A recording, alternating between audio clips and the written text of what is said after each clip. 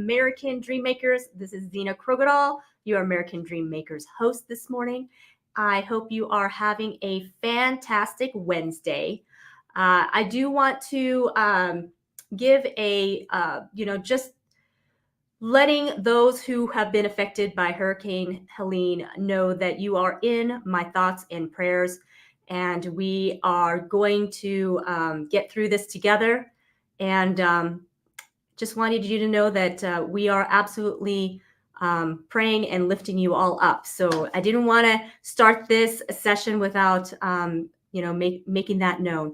Today I have a fabulous guest, and he has been on American Dream Makers before. He is an amazing, amazing person, so kind, so generous, so thoughtful, so intelligent, and he is the author of a new book, Aging Gracefully, Planning Thoughtfully. His name is Dan Altmire. And without further ado, let's get him on here so we can talk all about this. Hey, Dan, how are you?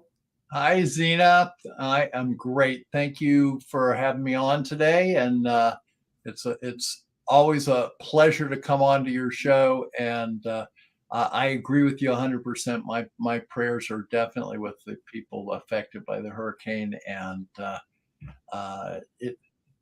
it's not a one-day thing. No. There's going to be a long haul back. They need prayers and money. Prayers, money, manpower. I was just reading of how there's some builders that went out and dug through some of the mudslide and found some people alive. Thank God. But yeah. So, it's the local heroes. It's the people pulling together as a community that, we're going to see us really just shine through. And so we're just continuously lifting up prayers. I mean, I know there's hundreds, maybe even thousands that are still missing. And so definitely my heart goes out to all of those that are affected for sure, Dan. And you are on the East Coast, Dan. Is that correct? That is correct. Wow. So we are like coastal time zone apart right now. I'm on the Pacific time at the moment until the time zone changes. Arizona is one of those weird states that does not change time. I don't know why that is, but it confuses, all of us for about a couple of weeks. So, it's always something that amazes me every year is that people who are dealing with Arizona outside of Arizona haven't figured that out yet. So I know you're Pacific. You're kind of Pacific sometimes, and you're kind of mountain sometimes. And yeah. So I'm a little time zone confused, half the year. So, but that's okay. It's all good. That's like that song. I'm a little bit country, a little bit rock and roll. Yeah, that's right. That's right. Dan, I'm really excited to have you on this morning because you just got a new book launched out, which I think is just fabulous. Aging Gracefully, Planning Thoughtfully. How did this book come about? Well, I was actually writing another book, and it was a labor of love. Right now, the title of that book is that it has not come out yet, is Significant Longevity, and it's about how to take the time that you have left and hopefully extend it, but also how to get the most out of it. Why you were blessed to be here, and basically the thought behind that book was that there's three things that you have on your agenda as you're aging. One is to embrace your destiny. If you're here, you still have a destiny, no matter what you have accomplished so far or what you've yet to accomplish. You still have a destiny, and God has left you here for a reason. So it's not for you to sit back on the couch and watch reruns and stuff like that. It's to get out there and find what is calling for you and to work with it. Second thing is to build your legacy. And, I'm in the financial services field, and a lot of times in financial services, legacy is basically talking about money. But, the studies have shown that passing money on maybe works for 1 or 2 generations. You're moving to North Carolina. There's nobody living in the Biltmore estate anymore. Okay. And, so, in fact, Vanderbilt, 2 generations after that, most of his family was broke. He was the richest man in the world, and money did not last. But the things that you accomplish, the things that you do, the time you spend with your grandkids, the things that you do in a charity, whatever it is, you write a book, write several books, create.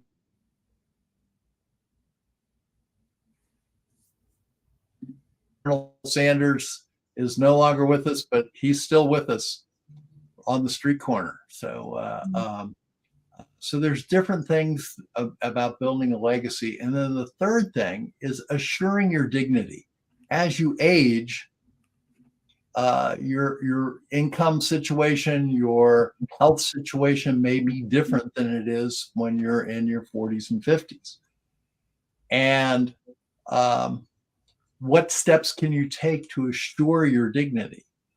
And as I was studying that, plus also working in the financial services field, specializing in long-term care, I realized that there were so many people out there who are not prepared for a very large opportunity, or maybe not opportunity, a large event in their life, which is long-term care, the need for long-term care. According to the federal government, people over 65, 70% of those people are going to need long-term care at some point in their life. Wow. 70%. 70%. And according to LIMRA, the Life Insurance Market Research Association, of people over 50, only 12% of those people have long-term care insurance, and only 14% of those people actually have a written plan. Wow. Wow. And So there's a big gap there. And so I felt compelled to put the other book on the shelf, as much as that's my big, and maybe that's my legacy book.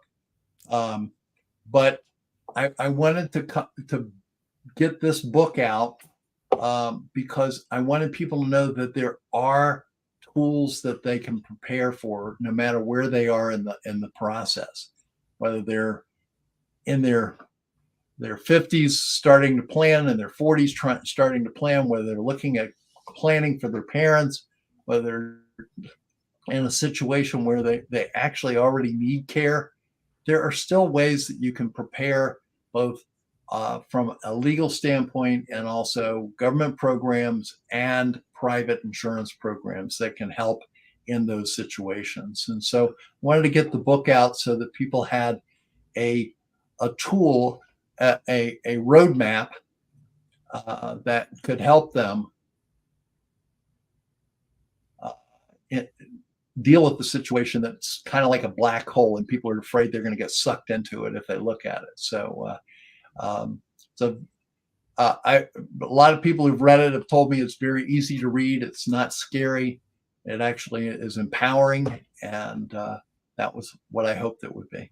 Wow. Yeah, I'm really glad that you wrote this book, because especially when you're talking about 70% of the population of 65 and better are going to need long-term care. Dan, and you've been in the insurance and financial planning industry for over 35 years. So you've had a lot of experience helping people be prepared. And so this is just another extension as to what you have been doing, and you also help people analyze their current risk, um, as well. And so that's pretty remarkable that you just could continuously keep going.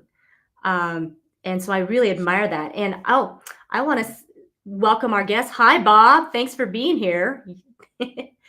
Yes, Hi, Bob. Dan is a great man. Bob, you're a great man too. So I've got two great men on here. And Cynthia, get Dan's new Altmire's book. It will help your future. Yes, absolutely. And oh, great tool indeed. And thank you, Cynthia. Hello back for sure. And then Bob Hello, said, Cynthia. Hello, Bob. And I'm just going to shut up and let you guys keep writing nice things. So I know, no kidding, huh? Let's keep it going. Clarity makes things much less scary. That is for sure, Bob. Clarity does make things less scary. And yeah, we thank you, both of you, for being on here and saying such nice things about Dan. He needed a pick me up this morning.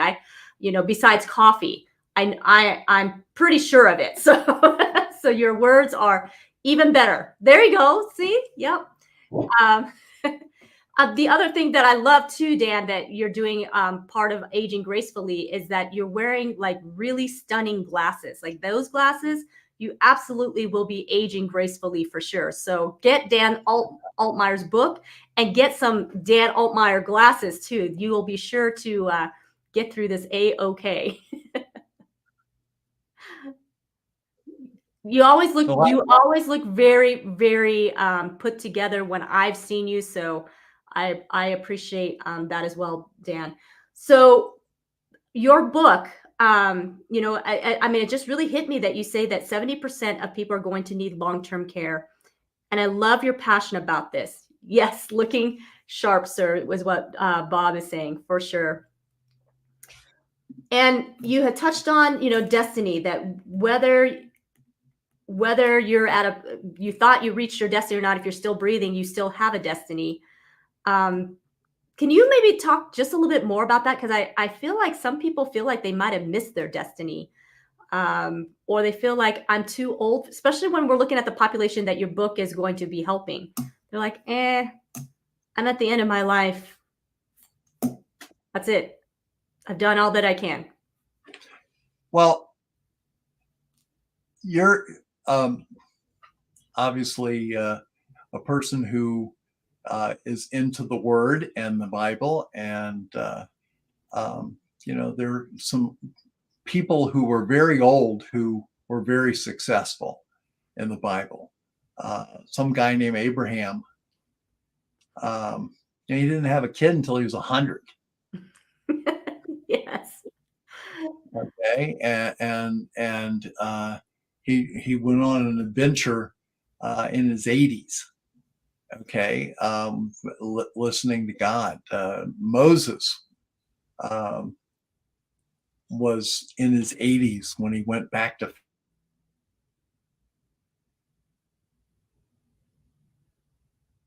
right there to be in. But if you look, your journey in your life is preparing you to do something else for other people, whatever it is. And earlier I mentioned Colonel Sanders and I can't remember the guy's name who started McDonald's. Ray Kroc, who started McDonald's. Okay, they were in their Ray Kroc was in his 50s, and Colonel Sanders was like 67 when he came up with something that revolutionized opportunities for people and became a mainstay in America. But I must be hungry or something because I'm thinking about food examples, but and unfortunately unhealthy food examples. But Which, by the way, you kind of have a resemblance to Colonel Sanders. I don't know if you've been told that before. Yeah, it's the beard. It's the beard. Yeah. When I stopped coloring my hair and let my beard grow, I went into a meeting and somebody, and I was wearing a cream colored suit, and somebody said, "Colonel Sanders." So yeah, I get that sometimes, but but your journey through life prepares you for what's coming up next, and you may not know what that is. In 2019, at the end of 2019, I was looking at other directions to go in my career, and I didn't know where it would be. I thought I was going to be going away from financial services. I thought maybe I would be doing some training, maybe I would be doing some coaching with people. And I wasn't quite sure, but I knew that the journey was there and that God would lead me to what he wanted me to do. And I started hanging out in really neat places online with really neat people like the Grow Live people with Ken Walls and Jeffrey Gitomer and Bob Donnell and all kinds of really neat groups. Jeffrey Gitomer, I think I just said that, but Michael Heppel in Great Britain, these different online masterminds. And I was trying to find myself, and I knew that the opportunity would come to me. And as it turned out, the opportunity came right back 360 degrees to financial services and a calling to focus on long-term care and help as many people as I possibly could, both individually and at the workplace, to be prepared for the eventuality of needing long-term care themselves. But the biggest group of people right now who are affected by long-term care are not the people that are in their 70s and 80s. It's their kids. Because if your parents don't have a plan, you are the plan. Mm-hmm. And if it all happens at once and there's no plan in place, there's no funding in place, there's no documents in place, it's an amazing crisis. And so they call those people the sandwich generation because they're still dealing maybe with their kids or maybe even some grandkids, but they're also dealing with their aging parents, and they may be called for care in both directions. And those are also the most valuable people in many businesses because they have the years of experience, they have the work ethic, they have everything else. But if you're working 35 hours a week taking care of your parents and a full-time job and maybe having to help out watching your grandkids or walking their dogs or whatever other jobs that they give you. As a grandparent, I can say that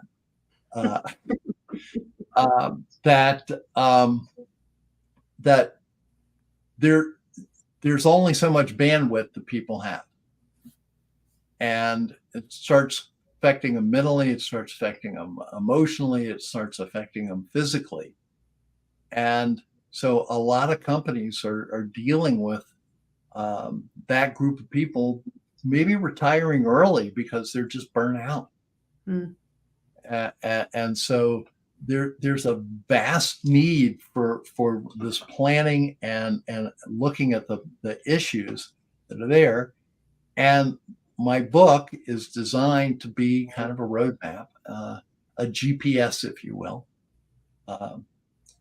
For those of you who don't know what a roadmap is, back in the day, I used to have roadmap books for all the places where I had to go to, and they show all the streets and everything else.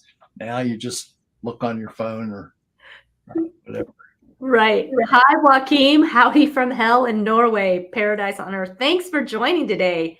Wow. Joachim, I love you, buddy. That's awesome. No, you're right. The roadmap that, and I actually remember, purchasing the roadmaps at the Circle K's and, Yeah, pulling it out and trying to, okay, which way is north, the east, west, that, all that. And okay, well, I think we turn right over here. exactly, Yeah. exactly. Now we just listen to what we call in my family Lady Google. Yes, Lady Google. But the nice thing about your book is that it really is a roadmap, to help, because I do think people can get very overwhelmed. Just like when you do look at, your destination on a roadmap, or even at the navigator, and you look at all the different options or routes that you could take, and sometimes we have that, freeze mode. You get when you feel like, you're in a survival mode, like get overwhelmed. Sometimes you just get frozen. You're like, forget it. I'm not gonna do anything. And that's not good either. So one of the other reasons why this is an important subject is I'm a believer in the power, the law of attraction. Mm. Okay. And that is what you think about is what you're going to find. What you're looking for is what you're going to see. Zena, have you ever lost your keys before? Yes. In fact, I just Where, lost my keys this morning. Yes. okay. And where were they? I don't know yet. I had to borrow my husband's keys. Okay. So the answer to that question is the last place you look. Yes. The last Okay. place. Yeah. Well, your keys are always in the last place you look. Um, but if you have a plan, if you always put your keys in one place, then you're not going to lose your keys. But that's a habit that you need to build. But I'm also, besides believing in the power of attraction, I also believe in Maslow's hierarchy of needs. And what the hierarchy of needs says is that the foundation of being able to get to self actualization is that you have your basic needs taken care of. And that way you can focus on the big stuff, on the goals and everything else. But if you're always worried about what's going to happen, then you got a problem, because you're always going to be pulled back to that. So people that have a plan in place, that plan is not going to take care of every eventuality every time. But when you see your next door neighbor, when you see your cousin, when you see your uncle go through a long-term care event, you're not saying, "Oh my gosh, wonder what would happen if I got into that." You go, I'm very sorry that's happening to them, but I'm glad I have a plan. And then you just keep going on. I know where my keys are. My keys are on the loop, or my keys are in the bucket, or wherever you always put your keys. They're all you'll always know it. You have a plan. You can always depend on that as a foundation. Again, it's not going to always cover everything that's there, but you've got a head start instead of having to start from scratch and be working in an emergency. That's a great way of explaining that, Dan. I love that. Love that. And I love also that your second point was the legacy. That that's so important to think about and leave. And so planning is, a big part of that. And Dan, and so as you're helping other people leave a legacy, because you spent 35 years helping people, in setting themselves up financially and planning in that way.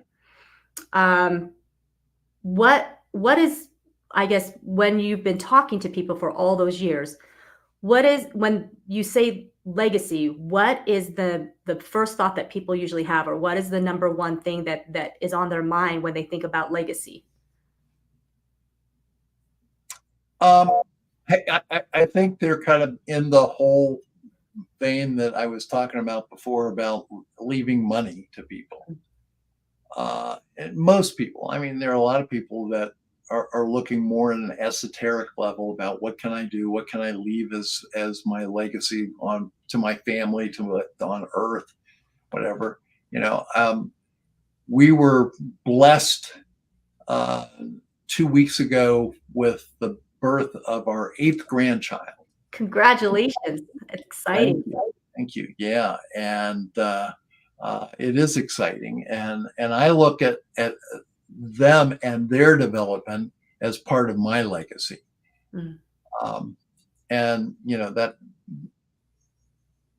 may entail at some point in their life them getting some kind of remuneration from my life, but that's not what that's not the thing I want to leave them. I want to leave them uh, a wonder, a thirst for knowledge, a way to help, wanting to help people, and a sense of humor, of course. Of course. You know, I mean, let's for those people who know me, you know, that's part of who I am. So That's your second job, I think, is you're a comedian. That's what it is. uh, well, I somebody told me one time that I was a bathroom comic, and I mean, like, a bathroom comic. He said, "Yeah, you're a commodian." Ah. Anyway, but a bum. Okay. Anyway, but you know, it's the legacy.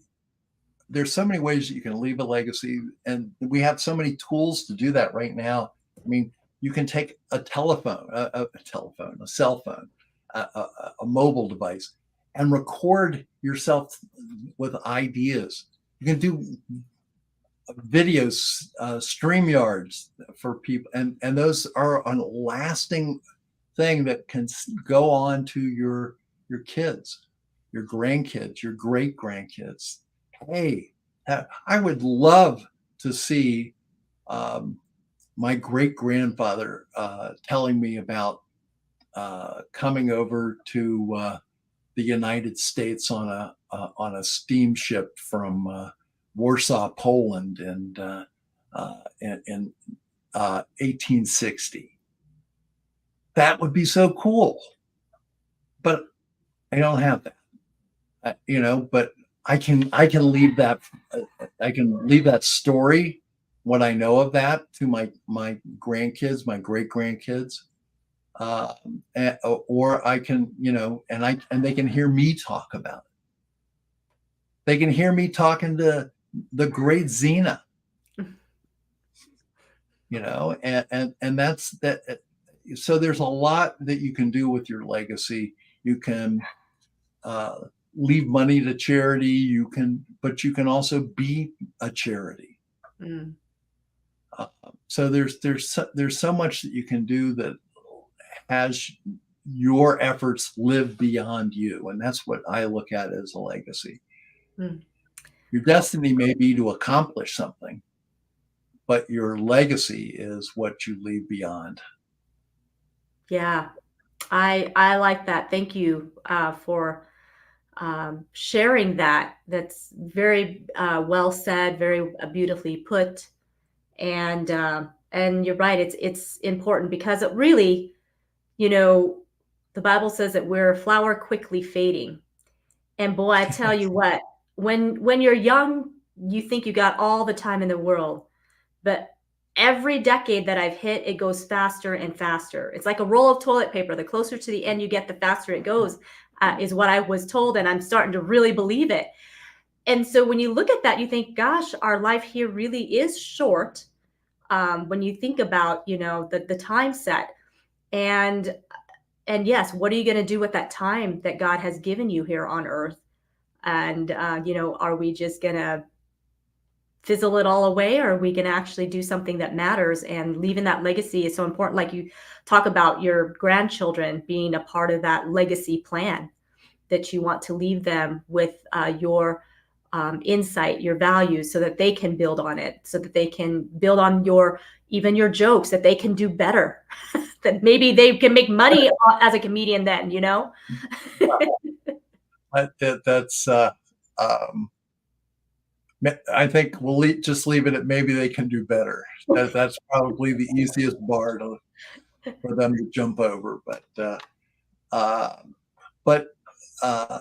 you know, I think that the legacy is a real important piece that a lot of people forget. Mm-hmm. But going back to destiny, you know, just a real quick thing, you know, when you're out west, mm-hmm. you're near mountains. Mm-hmm. And a lot of times you go over one mountain and you think, wow, that's the biggest mountain. But then you get over the mountain and you see 15 other mountains. Mm-hmm. But you didn't see it because the other mountain was in your way. It's the same thing with opportunity and destiny, is that what you're dealing with today, whether it's good or bad, on the end of it, there's something else. And another opportunity, and another mountain to climb, another river to explore, another ocean to cross. Mm-hmm. And so there's always something left. What I like to look at is, you know, in the Bible and even ancient Hindu writings, they say that the lifespan of a person is 120 years. Mm-hmm. And I like to live every day as if it's my last day, but plan as if I'm going to live to be 120. That's good. And so that's a powerful way to get through every day, so you don't waste the time that you have, mm-hmm. and that you appreciate every day that you have, but you still got a plan to keep going every day. And I think if you have that plan, that helps you power your way through a lot of things. And I have some friends who in their life have dealt with depression. Mm-hmm. And one of the things that they told me that helps them overcome that is activity. That if they just sit still, they get more depressed. But if they're doing something, if they're involved in something, that it helps them cope and deal with and go beyond in many cases what they were afraid of. So it's all about activity and having that goal to go to in the future, but also feeling about today. Yeah. And embrace the day that you have today. Carpe diem. Seize the day. But also have the view of the future. Yeah. Wow. That's powerful to sit and contemplate and think about. Now, I want to see if I can share something that, hang on just one second. I don't know if I was wanting to get the cover of your book up here, because I want people to see what it looks like so they can go and order it. And so let me get I think I have to do it through screen sharing here. And there, I think that popped up, right? Yes. Yeah. Yeah. Okay. And then also for the Dream Makers right now, Dan is giving a generous offer. Dream Makers 500 is the code, correct? Correct. And that way they can get their book for how much, Dan? $5. $5, you guys. It's normally $24.95, and you can get it for $5. Dream Makers 500. Dream Makers 500. You guys get out there and order. Well, also, you got to have the website to go to, and Yes. the website. There it is. Look at There that. it is. Okay. Website right there. BS://bespoke-ltc.com. That'll get you to the website. If you order, just put in Dream Makers 500, and you will get the book for $5. That's a deal. Dan, thank you for your generosity. Viewers, go out there and not just get one copy, but get several and share it with your friends. We all know somebody, at least one person, probably several, that is getting to the place where they really do need to start planning. And to be honest, you don't even have to be old to get started to be planning. In fact, the sooner you get started, the better. That's correct. When I talk to people about long-term care and long-term care planning, there's several different excuses that they have. But the bottom line is the best time to do your planning was yesterday. The second best time is today. And anything beyond that is an excuse. And some of the fallacies that people tell me are, well, it won't happen to me. That's one. Well, we talked about this earlier, and that is that the federal government says people over 65, there's a 70% chance that they're going to need care at some point in their life. Long-term care at some time in their life. And so if you were going to the baseball game and there was a 70% chance of rain, would you bring a poncho or not? Okay. And so why not look at the numbers and say, hey, it might happen to me. And if it doesn't happen to me, then at least I haven't had to worry about it. Mm-hmm. And by the way, in most of the plans out there now, if nothing happens, you get all your money back or more than what you put in to the program, or your beneficiaries get that.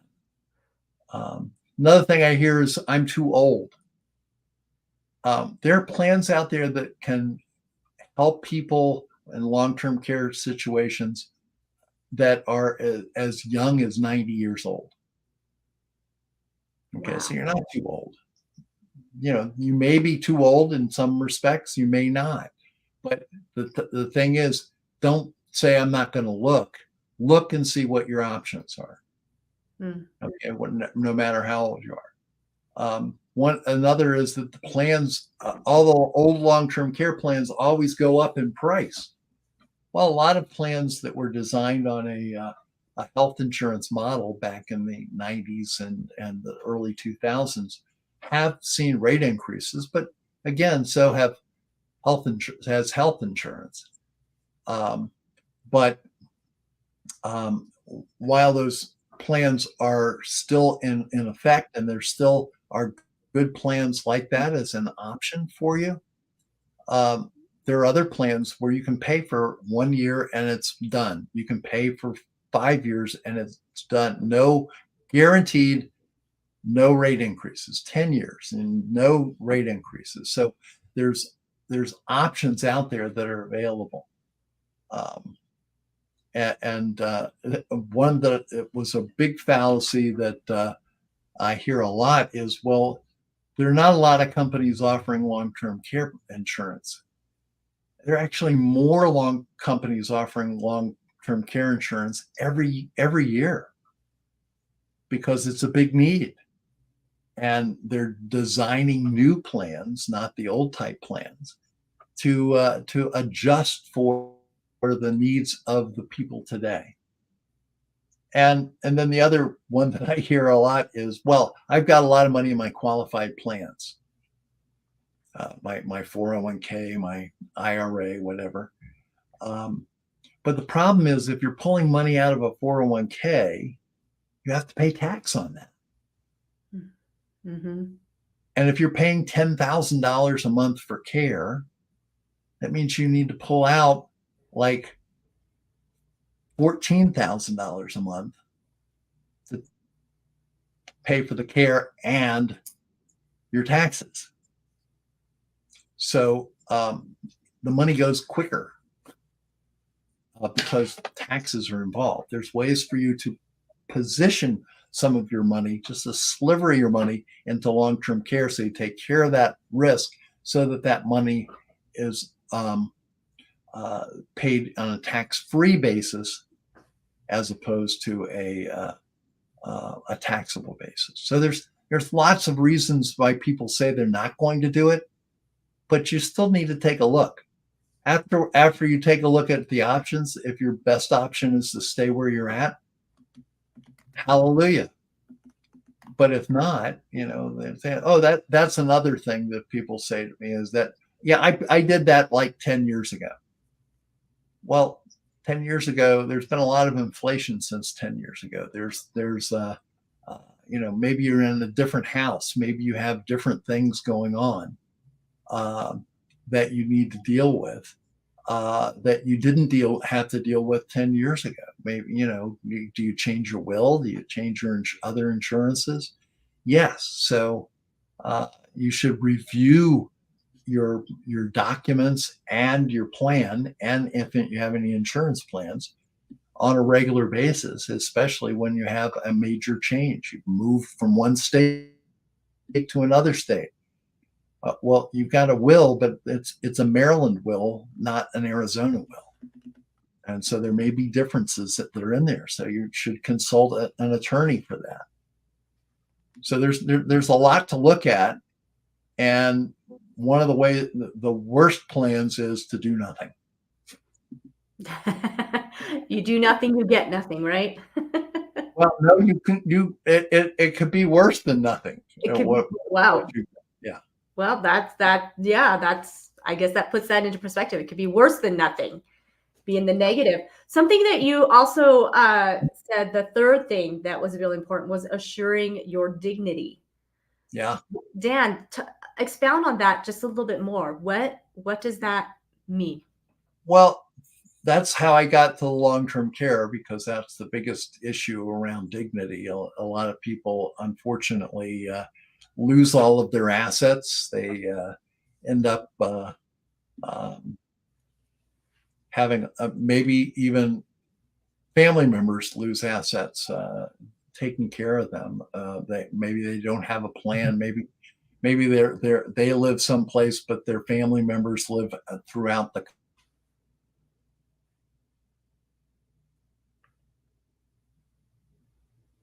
with care. So there's a lot of ways when you're ill, or maybe you have cognitive problems. Preparing for those situations in advance gives you a structure that can assure that you have a level of dignity there. Additionally, one of the biggest fears that most people have, and this is really kind of off of the long-term care issue, but maybe a little bit related, is that they're going to run out of assets at some point. And certainly when you're in a long-term care situation, the question is that the family has is mom going to expire before her funds do or after her funds do? And so there's a point where you've got care and a good level of care, but then are you going to run out of money beyond that? But even if you're healthy, question is, do you have a guaranteed income that's going to come in on a regular basis? Back in the day, pretty much everybody had a pension. Everybody had a pension, but most companies don't offer pensions anymore. And so, what are you doing to set up a guaranteed stream of income beyond Social Security. I'm not going to get into whether Social Security is going to be around or not going to be around. I believe that there will be a solution that will keep Social Security active and in place. I don't know what that's going to be, because politicians don't tend to want to deal with anything until it becomes a crisis. But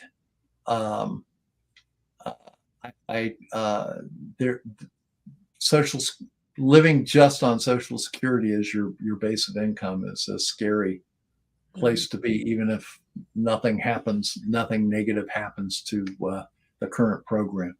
Yeah.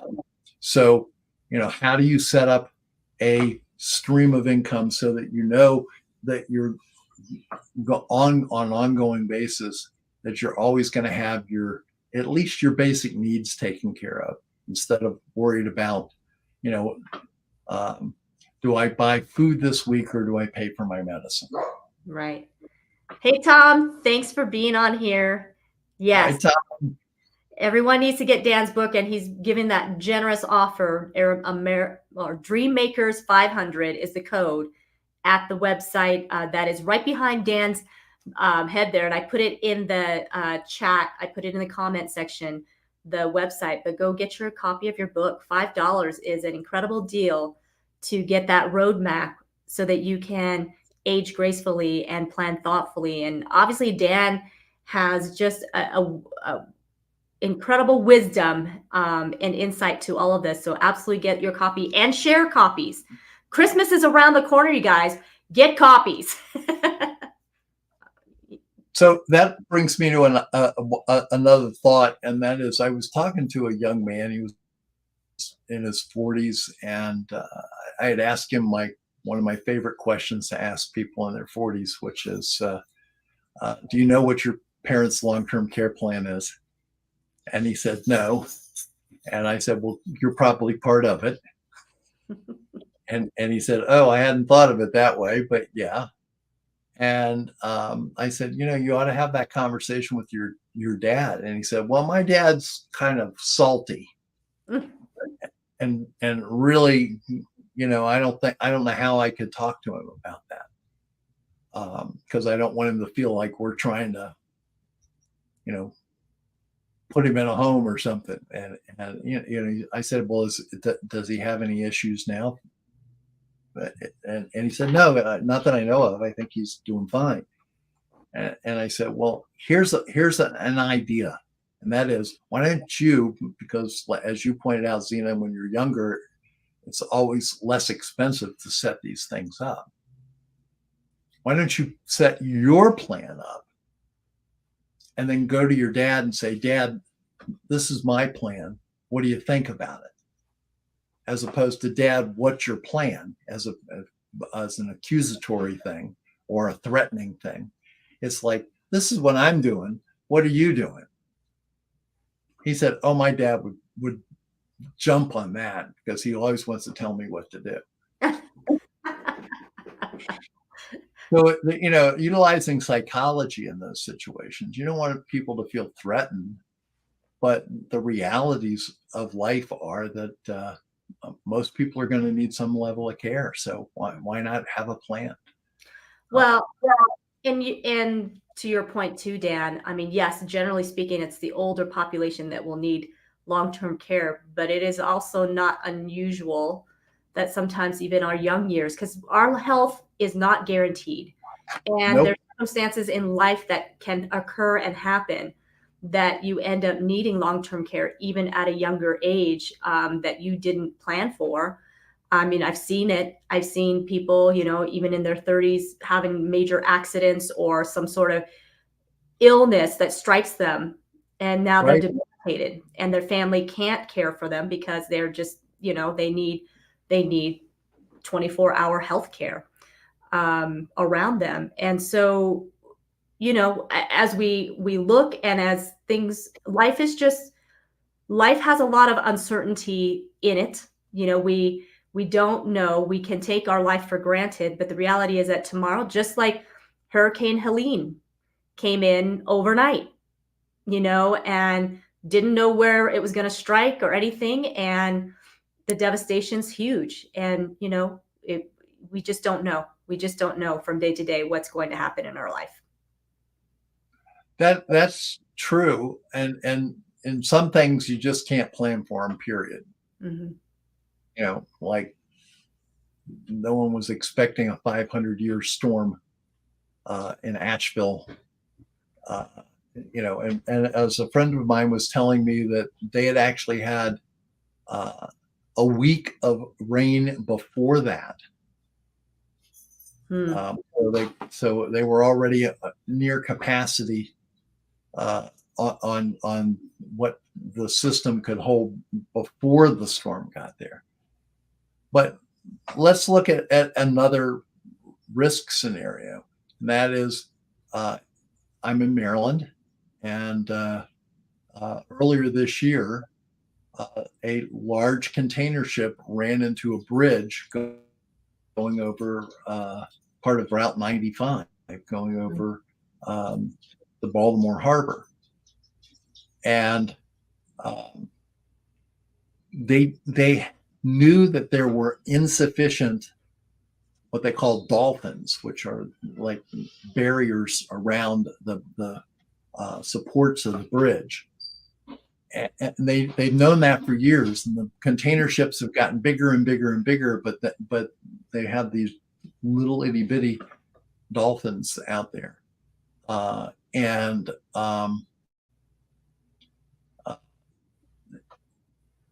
then it happened. Now it's an $8 billion project to replace it, plus all of the effects that it's had on commerce and traffic in Baltimore and the economy and everything else. If they'd have just spent $100 million on those dolphins, I don't know what the number would have been, but I'm just throwing that number out. They could have saved $8 billion. And all the economic disruption, and unfortunately 6 lives of people that were working on the bridge that night. Unfortunately, it was at night, not during the day when the bridge was would have been full of traffic. But they knew that was a possibility, but it was like, oh, it's inconvenient to think about it. It's inconvenient to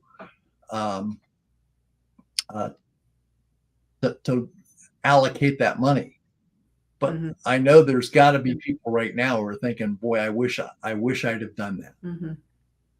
Yeah. And it's the same thing on your personal life. It's easy to push it away, push it to the next year, push it to the next day. But if you act, then you don't have to be looking over your shoulder all the time. Great point, Dan. Well, I really enjoyed this conversation, Dan, and it's a well-needed conversation that people, all of us, need to continue to have with our loved ones. And so I can't stress enough, viewers, those that are watching this live on the replay, pass this information along, share it. And Dream Makers 500 is the code to get the book for $5. That's an incredible deal. That is very generous. That means that Dan really wants us to have the information, that he wrote the book not to become this millionaire off the book, but he wrote this book. He took the time and wrote down, and believe me, writing a book takes a lot of time. So, and Dan's a very busy person with all those grandkids, and he still works, and he does a lot of other things too. So he took the time out of his days to write this book, and now he's generously giving it to you. It's practically for free, $5. I mean, really, you need to grab it, because he obviously wants you to have this information, because he cares. He cares about all of you, and he wants you to have a plan in place. And like he said, if we would have just done an ounce of prevention, it's really going to prevent a lot of catastrophe later on. And that's not the kind of memory we want to leave for our loved ones. It's catastrophic, right? So we want them to, be able to just live life and not worry about the catastrophe that we left behind. So Dan, thank you so much for taking time out of your busy schedule to have this conversation. And thank you for your generosity. Is there any one last thing you would love to leave us with?